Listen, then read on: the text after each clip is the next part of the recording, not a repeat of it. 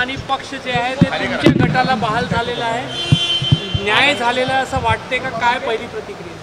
महत्त्वाचं म्हणजे जे दोन्ही पक्षांनी आपले जे निवडणूक आयोग आहे दिल्ली यांना आपण अपील केलं होतं आणि अपीलप्रमाणे त्यांनी जे न्याय दिलेला आहे ते न्याय सगळ्यांना मान्य झालेला आहे आणि त्या दृष्टिकोनातून अधिक काय मी बोलू इच्छित नाही.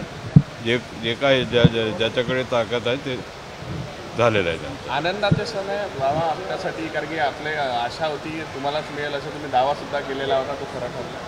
ते ठीक आहे, आता जे झालं चांगलं झालं आणि आता निवडणुकीला तयारीला लागतो. पक्ष चोरला असा जितेंद्र आव्हाड म्हणत आहेत. 2019 पासूनच अजितदादा हे कट करत होते. नाही, कोण आहे ते मला माहीत नाही, कोण जितेंद्र आव्हाड, मी काय ओळखत नाही त्यांना. परंतु इतकं आहे की जे निवडणूक आयोगाने जे निर्णय दिला आहे त्याचं आम्ही स्वागत करतो. विरोधी पक्षांचे वटेटीवार म्हणाले आजच्या दिवसाची काळा दिवस म्हणून त्यांना जे वाटते विरोधी लोकांना बोलावं असते. सुप्रिया सुळेंनी म्हटलेलं आहे की काही अदृश्य शक्तींचा हात होता आणि त्या अदृश्य शक्तीमुळं हे सगळ्या घडामोडी घडल्या. ते ऑटोनॉमस बॉडी आहे निवडणूक आयोग आणि त्यांनी जे निर्णय दिलेला सगळ्याला मान्य आहे ना.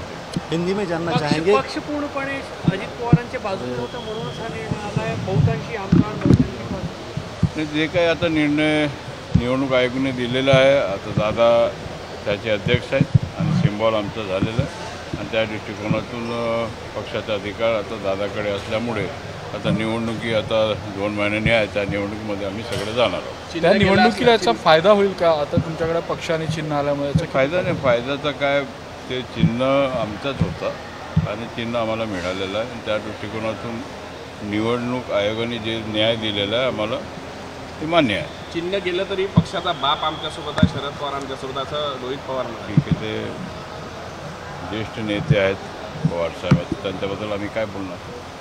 पवार साहेबांना तुमच्या पक्षात आणण्यासाठी प्रयत्न करणार का? नहीं, आता ते सगळं आता आमचे वरिष्ठ नेते लोग बघतात काय करायचं. हिंदी में जानना चाहेंगे, आज जो निर्णय आया है चुनाव आयोग का, क्या कहेंगे इस विषय में? निर्णय जो आया चुनाव आयोग की तरफ से उचित निर्णय आया है और जो अपेक्षित था वो निर्णय हो गया है. धन्यवाद. देश विदेशातील प्रत्येक घडामोडींचे लाईव्ह अपडेट मिळवण्यासाठी आता साम टीव्हीच्या सर्व सोशल मीडिया प्लॅटफॉर्मला लाईक, फॉलो आणि सबस्क्राईब करा. तसंच सर्व नोटिफिकेशनसाठी बेल आयकॉन प्रेस करायला विसरू नका.